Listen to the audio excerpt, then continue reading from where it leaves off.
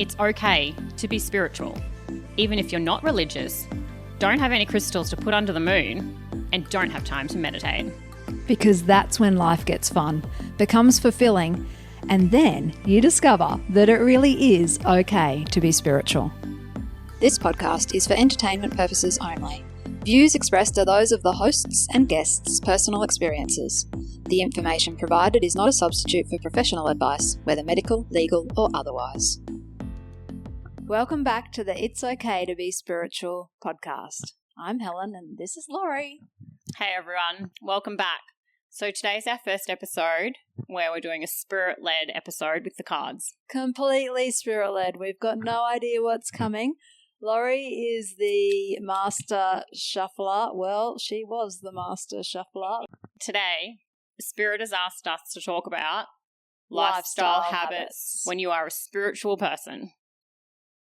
This card's all about, do I still drink alcohol? Do I drink coffee? If I'm a spiritual person, can I only drink water? Agree. And this is actually really interesting because that was the question I was asking everyone I could find at the start of my journey. Can you drink alcohol? Can you drink alcohol? Because do I have to give up coffee? Seriously? But I did find when I... You sound desperate. So before my awakening, there was a period where I was enjoying a drink and a few more after that. So when I woke up, my vibration started to change. My awareness was changing, and when I drank, my body would physically shake. Wow. For me, I find alcohol just numbs my connection, and I don't like that. Yeah, and I do find now, so I have a trick for that. Oh. You Reiki your drink. You put some Reiki symbols on your drink and you clear the energy and you ask those negative lower vibrations and you sweep them out, and you'll be surprised what Reiki on a bottle of wine will do. Wow. Definitely drinking with you next time. But jokes aside, the choices that you make about your lifestyle habits start to come from a place of, does it affect my connection? How do I feel? They become more empowered choices. So there are no rules here, I don't really think. Like, obviously going out every weekend and getting blind isn't the aim of the game. Definitely not. However, suddenly deciding that the rule is I cannot have a glass of wine ever again, that's not it either. Agree. And you may find when you open up onto the journey and your connection with the universe is growing and it's stronger, you actually don't want to drink a lot. 1 or 2 is actually a really nice happy medium, and it feels okay in your body and there's no intensity. Your stomach feels okay, which was another thing that can happen. Your stomach can turn in knots when alcohol starts processing. But if you're doing it out of love and you're doing it from a place of happiness, if you're drinking to drown sorrows, that's a whole nother story, and that's the devil card from the tarot right there. And that will pop out for you if you do a reading with me, trust me. And I will see why you are, if you're drinking because it's a vice, it's something you're doing to drown something, to block something out. But if you're coming from a place of love and you're just having a wine after work on a Friday with some mates, having a really great time, there is no reason why you can't continue to do that as you step more into your spiritual self. It comes back to that thing, doesn't it? All in moderation, all in your empowered choices. I reckon you just summed that up really nicely. What about coffee? I still drink coffee. I didn't drink coffee for 40 years. Then we moved into this amazing office for my husband's business, and there was a fantastic coffee shop next door, and I will drink 1 dirty chai on almond a week. A week? Oh my God, we can't be friends. So I do enjoy a coffee because it's very adult-like, but I don't. Toddler. I am the spiritual toddler, and it makes me a little hyper at times, and I get jittery. And I draw on the walls with texture. I find for me that the coffee the whole spiritual journey's made me more sensitive to everything. So I still enjoy coffee, but I can only have one, and I can only, if you order a cappuccino, it has 2 shots of coffee in it. I can't take that much coffee. I can only take 1 shot of coffee. I drink it black. I don't add anything to it, but I still enjoy it. But I'm getting exceptionally fussy. Total coffee snob. Let's go on to another lifestyle choice for spiritual people, which really will divide us, and we're already divided on the couch over this: eating meat. Oh look. Oh, dear. What was that TV show? So I still eat meat. I don't have any issues with eating meat. I know a lot of spiritual people say that they can't handle ingesting the lower vibration of meat when they're on the journey. I've been told that there will come a point where my body will start rejecting meat products. But at this point in time, in my toddler phase, I'm still okay to eat meat. We're not that divided. Well, I mean, we are different. I don't eat meat anymore and haven't done for somewhere around 10 years or more. I really can't remember when that was. At the time, it was a well-being choice. Max, my husband, and I were a little fat, to be honest, like a lot fat, and we needed to make some really dramatic changes.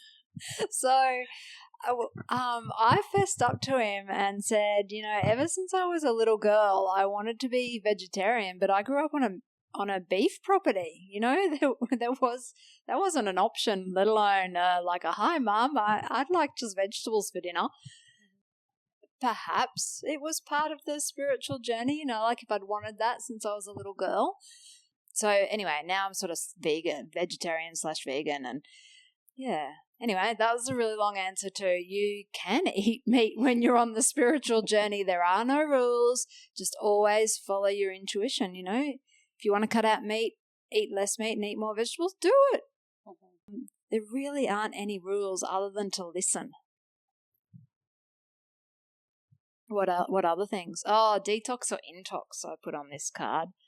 Like, to me, the spiritual journey is a massive detox. Detox of bad thoughts, detox of bad lifestyle habits, detox of bad connections, even your clothing changes a little bit. Absolutely. Yeah, that's an amazing contrast to look at with lifestyle choices. I definitely have detoxed massive mindset change, and that's nice to think of it as a detox because it wasn't something that you needed, and so you're able to let that go and letting it out of your body. And so I definitely have seen a mindset detox on the journey, and it isn't sometimes optional. I think it just comes along with the pathway. You don't intentionally go, I'm going to change my mindset, but you just want to, and your vibration is shifting at the same time. So while you're letting go of all these things that you used to enjoy, other things need to replace that space that you've opened up. And so that's when all the good vibes come in, and, you can share different activities with friends now. If you used to be really heavily into partying, maybe you play tennis with your friends once a week on a Friday night. Oh, speaking of self, are we? Or you may, not necessarily speaking about Lori, you may get out in nature more often, or you may spend more time with the dog and go to the dog park. And bushwalks are really beautiful to do. You can't do a bushwalk and enjoy it when you're super hungover and we're out to 4 a.m. No. It goes back to that very first thing when you asked me, what does spirituality mean to me? And I said it means getting to know unconditional love, because love is beautiful. So your lifestyle habits literally become more beautiful, more loving, kinder, more compassionate, more thoughtful to others, more beautiful. On my journey, our lifestyle habits had substantially changed. Well, like I said, because we were fatty, Oompa Loompas, and we needed to change that. So we went on this entire health journey that then led into the spiritual, or amplified the spiritual journey.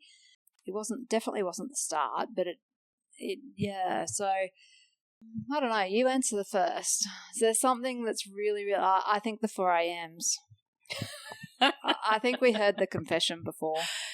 I think one thing just recently, obviously in the under 2 years that I've had to review this, there's a event in Toowoomba that's really big, the Toowoomba Food and Wine Festival. That was the highlight of my year. Every year I would be singing about this event for months, for the 11 months leading up to it, and then the 1 month after I would say that's the best day of the year and I've just had it.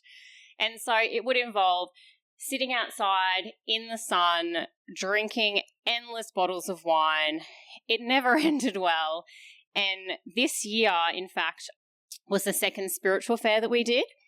And when Michael told me the spiritual fair was on the same date as the food and wine, I knew the universe was testing me to see how much I had changed, because having to make a decision for going to this festival for 10 years to make the choice not to go to that now was actually really big for me. Everyone has their own thing, right? So this was my thing. And it actually wasn't a hard decision, because this is who I am now. And I enjoy a drink, but that's not what I want to be anymore. And being able to read cards and to sit with people in that healing space and to offer my services and be with like-minded people in the community is I'm getting goosebumps as I say this. Like, this is who I am meant to be and what I am here for. And that other stuff was just part of me before. That was part of my journey. And now every time if you say, do you want to drink wine in the park or read cards? I will read cards. Yeah, it speaks volumes, doesn't it? But it really, for me, it always just comes back to that. What's going to make me feel better? What's going to hold my connection? What's going to keep me smiling? And so as we wrap up this episode, we would like you to think about your lifestyle choices. And is there a choice that you would like to change? And what would you like to replace that with? Because once you start to remove these choices from your life, which lessen your connection to the universe, it will allow space for something new to fill that gap. So what would you like to fill that gap with, and what is it that you're taking out? Well said.